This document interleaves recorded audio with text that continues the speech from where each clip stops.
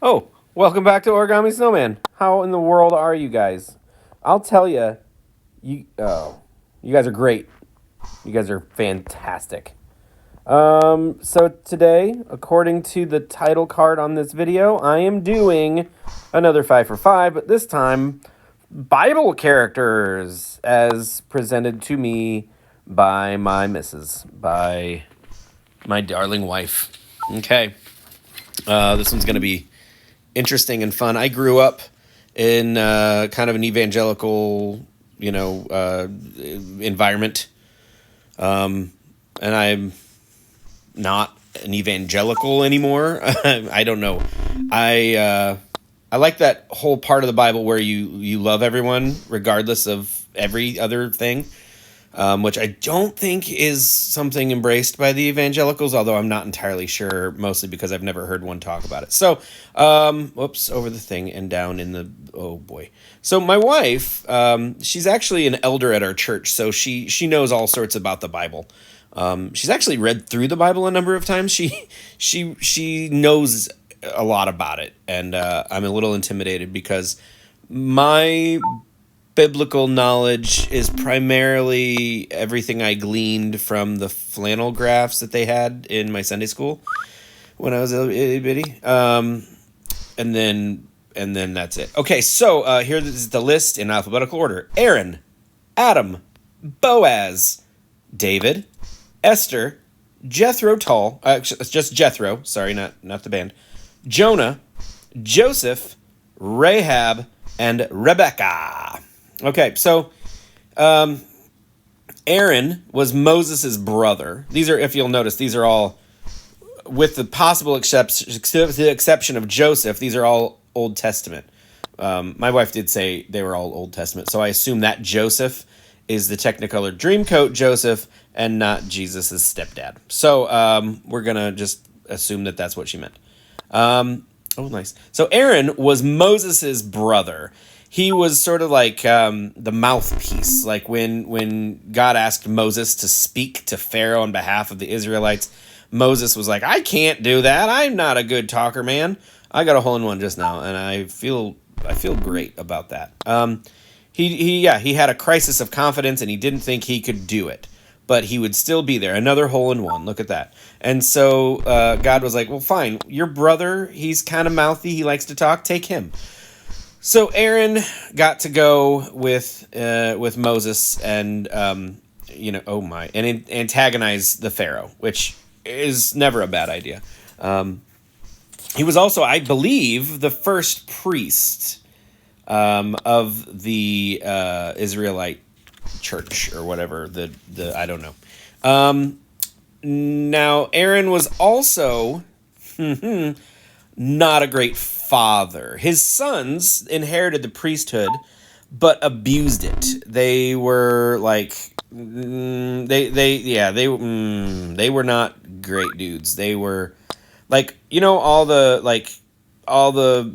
sort of jokes about like priests and how bad they can be, and that kind of all started with Aaron's sons. And that's not cool. That sucks. But what's also not cool is that Aaron didn't really stop his sons. He knew it was happening, but he also didn't stop it from happening. He didn't like step in and say, "Hey, excuse me, I raised you better." He didn't know. He just sort of let it happen. So guilt by compliance. So that's not a great way to start the list. Adam. So Adam is, according to the Bible, the first man. Basically, a full-grown naked man-child, and he was told, "Do not." Oh, I'm not gonna make this, Emma. This sucks. Do not eat of the fruit from the tree in the center of the garden, and it's often depicted as an apple. But it really is irrelevant what the actual fruit was. Some people say the idea of a fruit is a metaphor, and it was actually physical relations with his lady. That's what they were supposed to not partake in. Some people, say it's, the entire idea of an Adam and an Eve is a metaphor, and I'm not here to argue with anybody. That's not the point of the Bible. So Adam, he was told, don't eat of the fruit, but then Eve brought him the fruit, and she had been deceived by the serpent who said, go ahead, it's tasty, and it'll make you very wise. It'll teach you the difference between right and wrong. And she was like, well, I want to know the difference between right and wrong. And so she ate it, and she was like, oh, I know the difference between right and wrong. And then she was like, it's wrong of me to be dating this idiot man, which Adam was. He didn't know the difference between right and wrong. And, it would have been real weird for Eve to keep, hooking up with this guy who was essentially a baby, like, in his mind. Like, so she didn't want to be a creep, so she was like, let's make him a little bit smarter. And what woman doesn't want a smarter man, right, ladies? I know my wife would love one. So Adam ate of the fruit, and that's what we call original sin, and just, all the dominoes fell at that point, and here we are. Boaz. Boaz is an interesting character. He's not one that most people are familiar with. You kind of got to go back to Ruth. Ruth, her husband died, and she refused to abandon her mother-in-law, and she was basically the greatest daughter-in-law in history. I'm sorry, Betsy. I'm sorry. It's true. If I died, I'm pretty sure you would just marry up, and then my mom would be, well, she'd be stuck with my stepdad, which is basically her situation now. But Ruth would not leave Naomi, wouldn't abandon her to go start a new life. She was a dutiful daughter. She was awesome. Everyone should be so lucky to have someone like her in their lives. I am never gonna make this shot. This is just not. It looks so easy, but it's just oh my gosh, I thought it was going in. So Ruth went to Boaz. I think they were in some way related. So the whole idea of the widow marrying the kinsman of her departed husband came into play. It was a whole thing.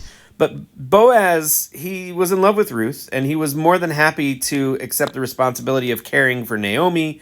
Anyway, pretty good dude. It wasn't his responsibility, but he made it his responsibility. And I always admire folks like that. Unless they're getting up in your business, and then it's annoying. But if it's like, hey, I see a problem that I didn't create, but I can help. Those are good dudes. All right, let's move on to David.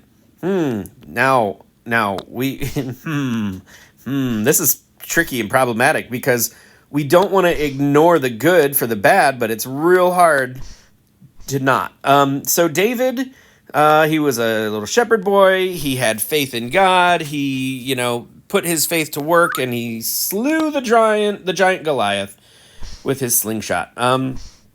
And then he sort of became like a national hero, and then King Saul got real nervous about him because he thought the people love him more than they love me, and they're going to end up making him their king. And then Saul kind of, I'm going to see if I can bounce this off of something. And no, that didn't happen. Then Saul kind of it was a self-fulfilling prophecy. He became so paranoid and such just a monster that, he went to war with David and kind of tore Israel apart in the process. Saul's story is actually pretty interesting. He didn't want the job in the first place, and then he kind of got a very big head about things that he wasn't even responsible for. And then when David was kind of coming after him, he summoned the dead to I don't know. It's a really interesting part of the Bible that was not on the flannel graph in Sunday school. So David, he was God's chosen. He was doing great. He was a man after God's own heart, they say. Right up until Bathsheba was bathing on the roof, which is, let me tell you, I don't bathe on my roof anymore. I had a situation with the king of Israel once, and I was like, I should have known. I should have known right there. Cautionary tale, black and white. Yeah. So he saw this woman bathing on the roof. He lusted after her. He called her to basically service him, raping her in effect. And because you can't say no to the king, she was married. She was a married woman. And then the thing is, Bathsheba became pregnant. And so now David is like, scandal, I gotta avoid this. So he summoned her husband Uriah from the front lines where he was a soldier. He was at war. And he said, hey, come on home. And David, I'm not gonna cut to the chase. David tried so hard to get Uriah to just like spend the night with his wife.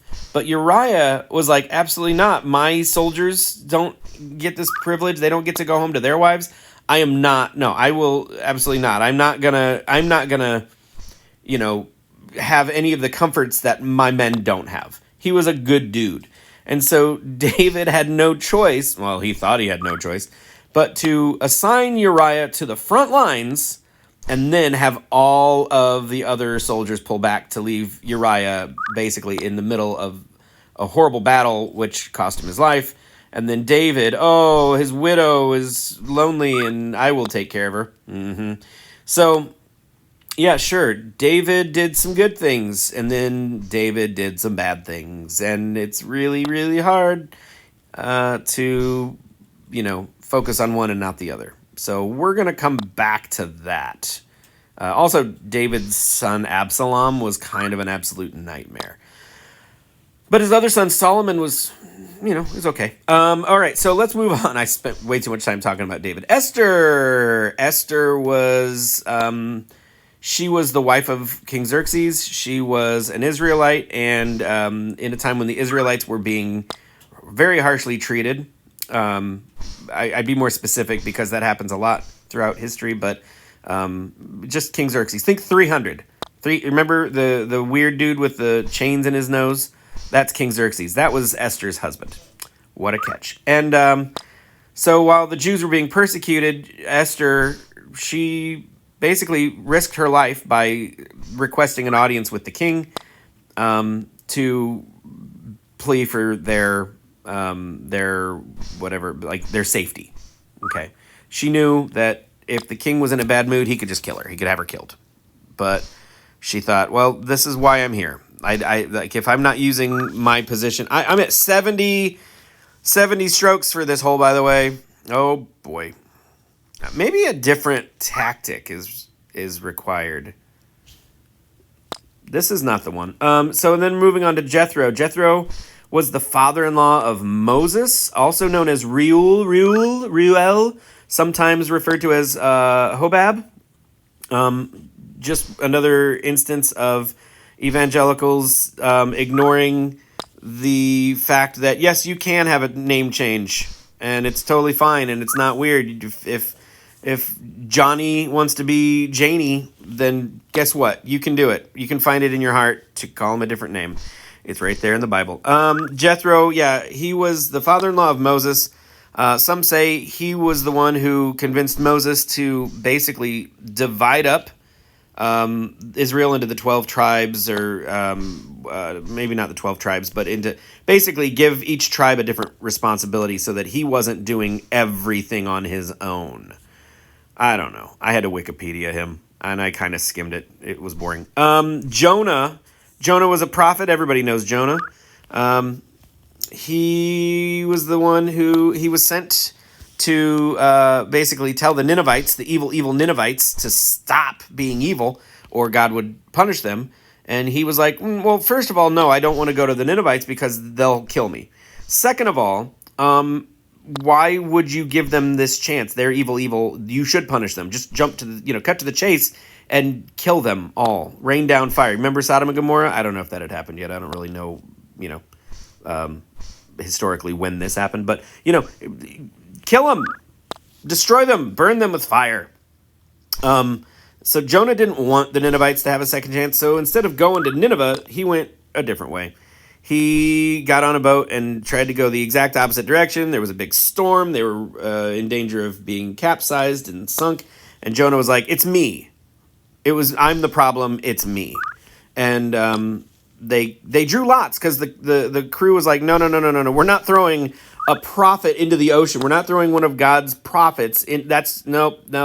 If he's mad at us now, just wait. So they decided to draw for it, and Jonah drew basically the short straw and was like, see? So they threw him overboard, and he was immediately swallowed by a big fish, and the big fish swam, guess where? Back toward Nineveh, spit him out after 3 days onto dry land. Feel free to read into this however you choose, but the point of the story, and this is the point that people miss, is that Jonah went to Nineveh. He's like, fine, I'll do it. He went to Nineveh, he gave them the message, and they listened. They were like, oh, crap in a hat. Like, we probably should, this is embarrassing, by the way. I'm those of you who are watching this just for the golf part your eyes are bleeding right now. This is embarrassing. I'm gonna try to focus a little more on this. Anyway, so Jonah, he gives them the message. It works. They change their ways. And then Jonah leaves the city, and he goes up on a hill, and he sits down, and he waits for them to be destroyed.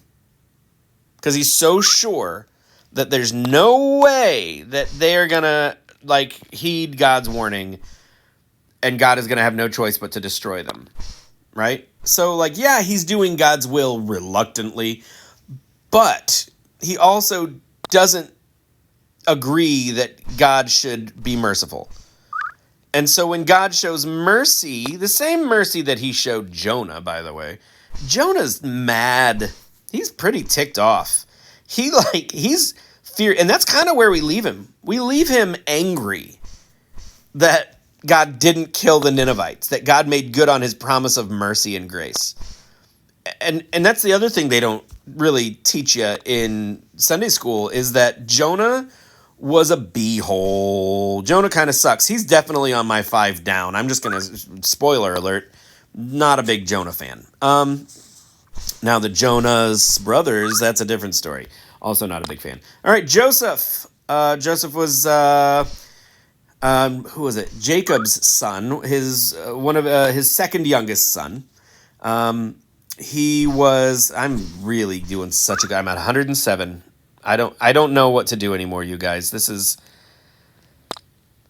going to require a level of precision that I have not yet displayed. Okay, so Joseph, he had all these older brothers, and he was clearly their father's favorite. He was Jacob's favorite.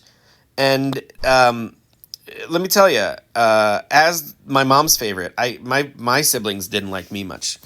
They've come around. They all love me. But Joseph's brothers didn't like him, and Joseph didn't help matters by being like, hey, I had this dream that you guys were all bowing down to me. Isn't that crazy? Oh, did you see this awesome coat? This fancy pants coat that my dad gave me? Where's your coat? Oh, you didn't get a coat? Oh, boom. Blah, blah, blah, blah. So Joseph didn't really help matters. He kind of shook it in their face. You know what I mean?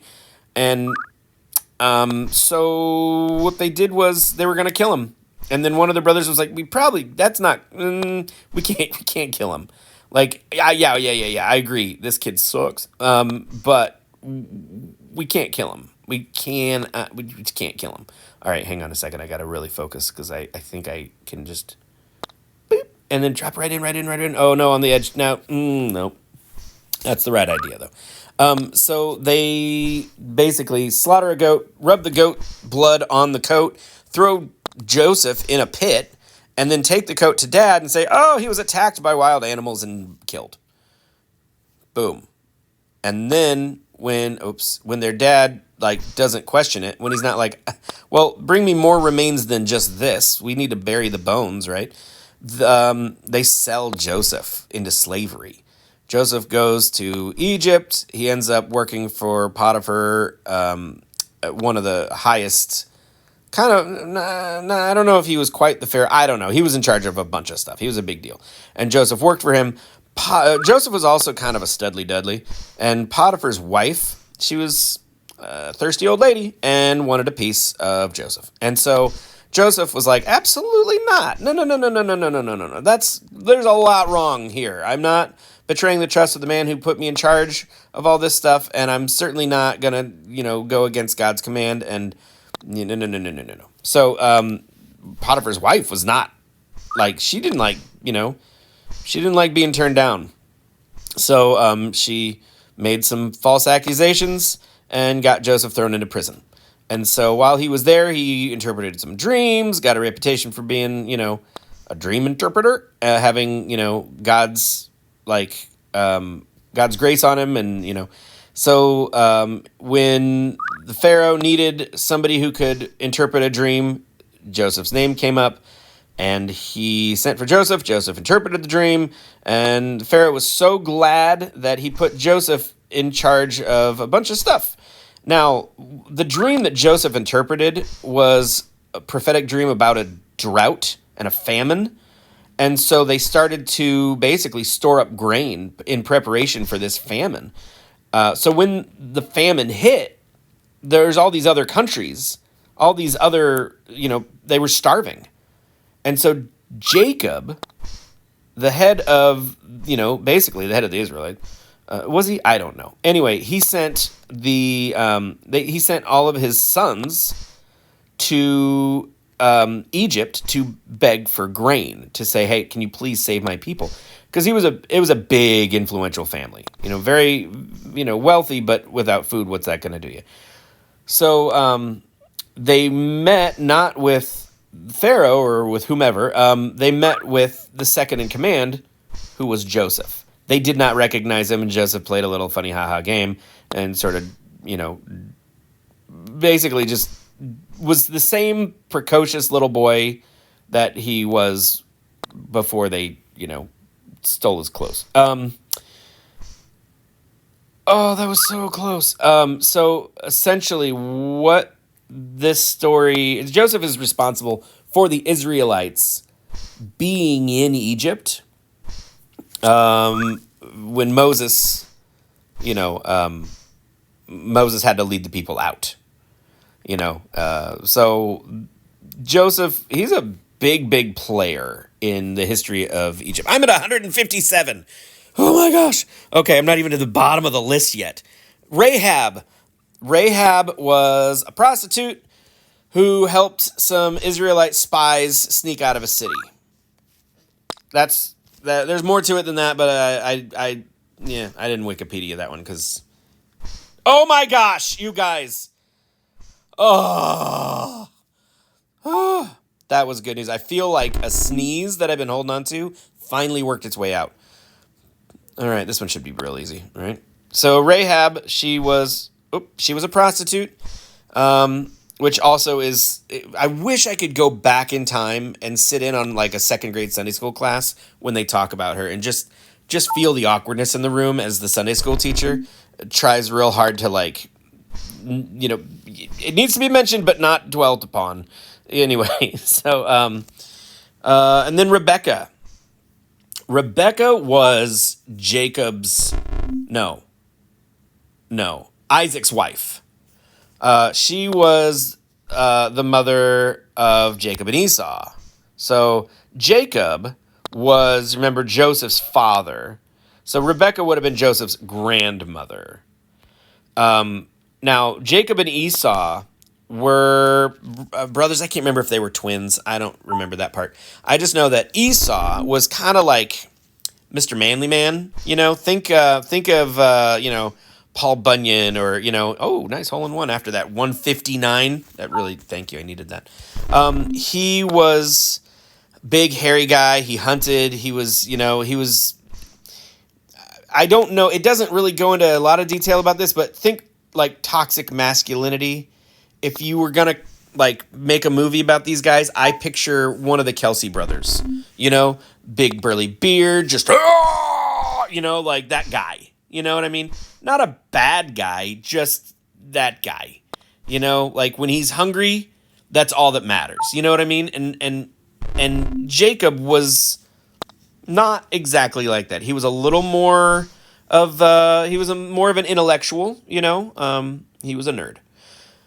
So Rebecca, she wanted Jacob to basically get all of the good stuff, the blessing, the birthright, all of that stuff from Isaac.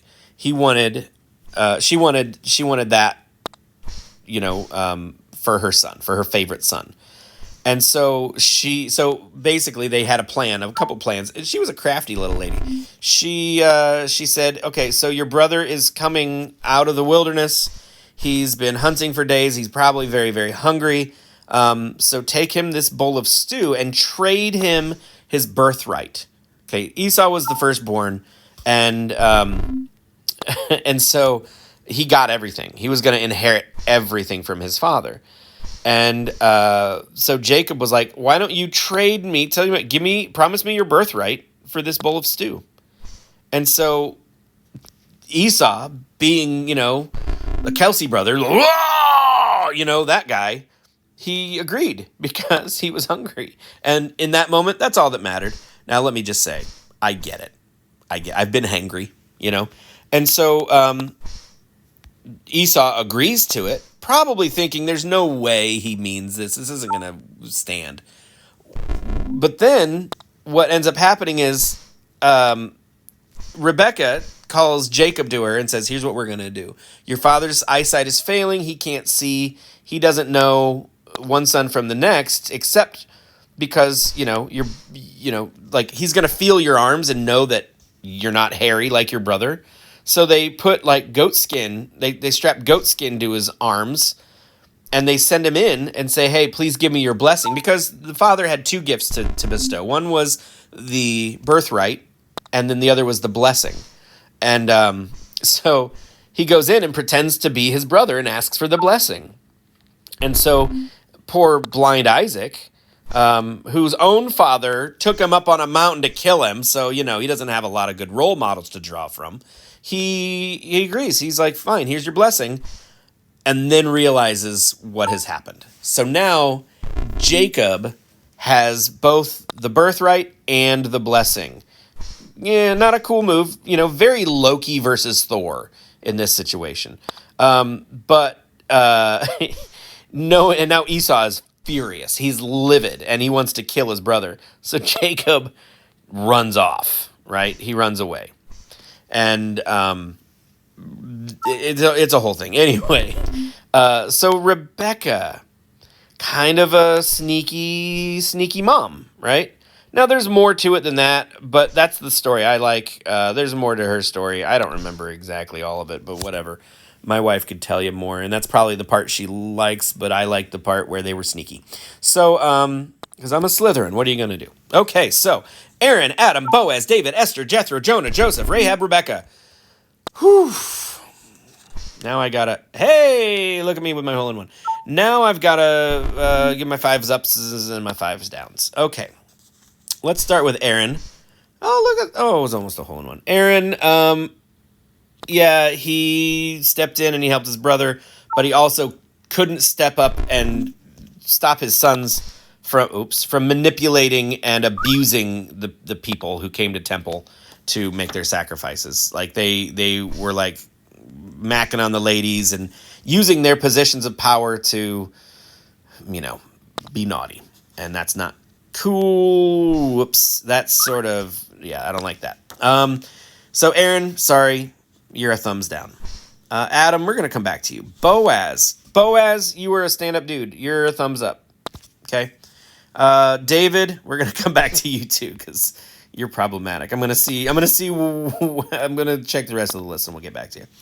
Esther, you know what? I'm going to give you a thumbs up, Esther, because you know what? You had one form of currency to your name and you invested it wisely and you used it for others. And I like it. You didn't, you knew what the risks were. You know, you could be killed, but you went for it anyway. So definitely a thumbs up. So we got Boaz and Esther on my thumbs up. Jethro, I don't know, man. I don't know. I don't know.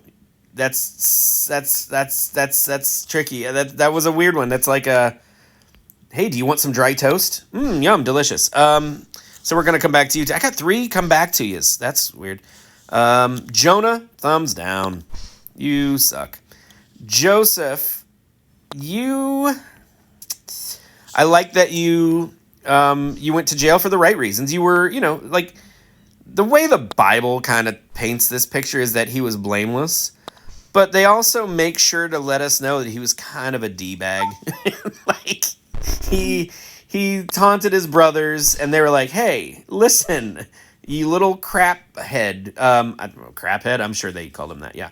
So we're gonna have to put him in the up because he did more good than he did harm, and most of the harm he did just ended up biting him in the tail. So he was a he was a okay. We're gonna give him a thumbs up. Okay, I'll be nice to Joseph. Which is more than his brothers can say. Wah, wah. Okay, Rahab. Yeah, you know what? Rahab, like Esther, she didn't have a lot, but she used what she had, and she served the Lord the best she could. And she makes evangelicals uncomfortable. And so for that alone, I'm giving her a thumbs up. If Jezebel was on this list, I'd give her a thumbs up. Okay, and then Rebecca. Ooh, wow. The Slytherin in me is like, good on ya. The younger brother in me is like, good on ya. But let me look and see what I got going here. I got Boaz, Esther, Joseph, and Rahab. I need one more. Adam, you had one job to do. Don't eat the apple. You ate the apple because your pretty lady was like, here, eat this. Now, my wife often brings me food that I don't know what it is, and she says, eat this. And I do, because she worked hard. She made it, And sometimes she's like, do these cookies look all right to you? And I'm like, I don't care what they look like. And then I eat them. So I understand when your wife hands you food, you eat it. Okay, sorry. I was going to give him a thumbs down, but now I'm back to I don't know. David, I got to give you a thumbs down, man. What you did to Bathsheba and Uriah, that's not cool. That's real hard for me to get over. Real hard. Okay, so David, you're a thumbs down.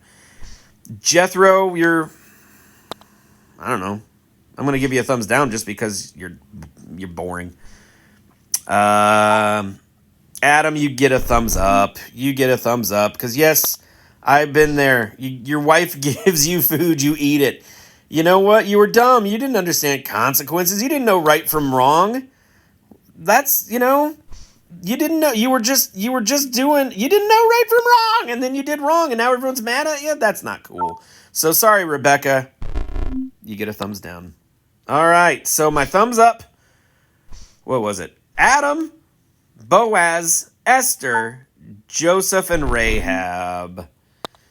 And then that means Aaron, David, Jethro, Jonah, and Rebecca get the thumbs down. Okay, now I got to figure out my wife.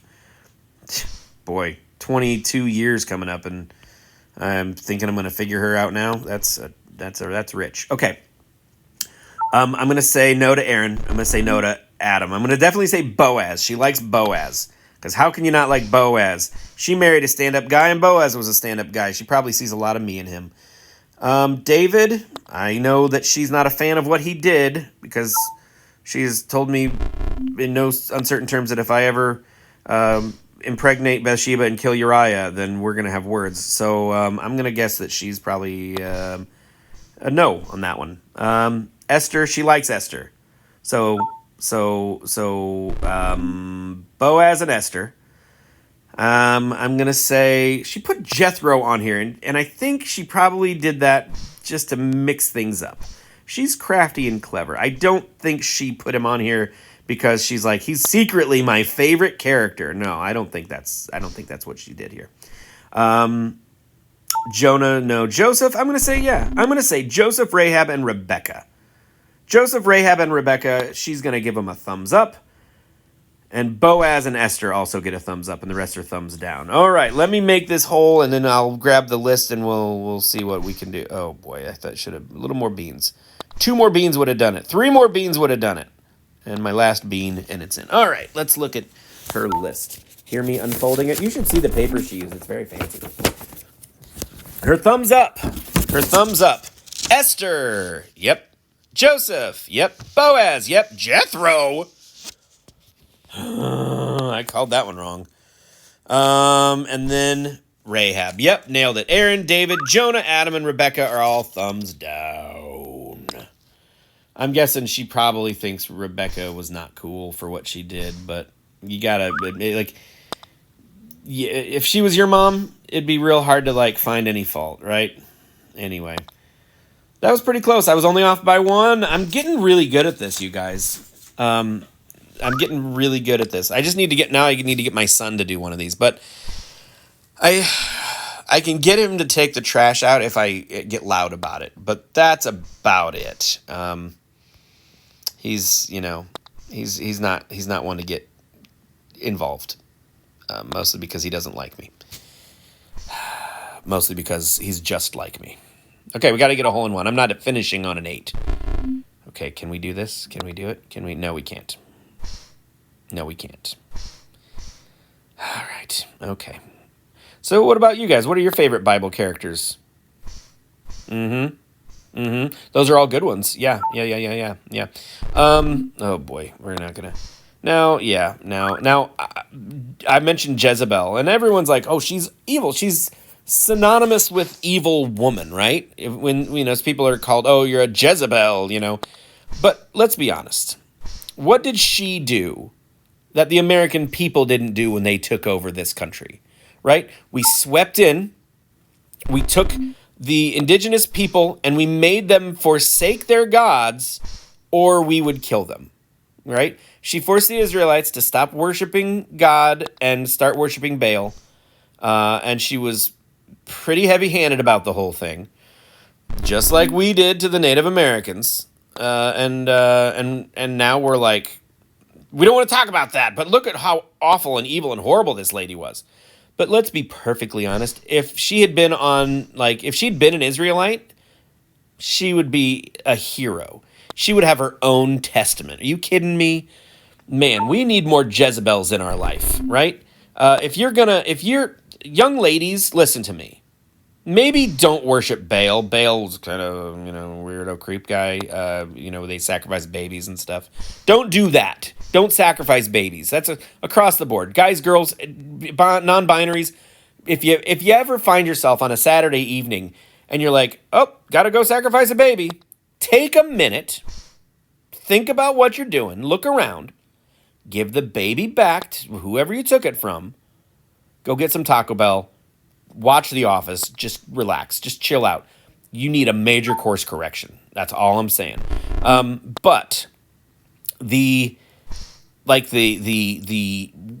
passion that she conducted herself with, yes, that's what you want. Go forth into the world with that kind of dedication and that kind of determination. And when the Israelites defeated King Ahab and she knew that she was going to die, do you know what she did? She had her servants, was that a hole in one? Maybe, I don't know. I'm talking about Jezebel now. She had her servants dress her up in her finest clothes, put on her best face. She looked as good as she was capable of looking. She knew she was going to die, but she was going to look good when she died. She didn't, but she did her best. And she went out like a freaking champ. Standing in the high window, turned her back on her servants, knowing full well that they were going to side with the new king because otherwise they're going to die. And they shoved her out the window. She fell down on the cobbles.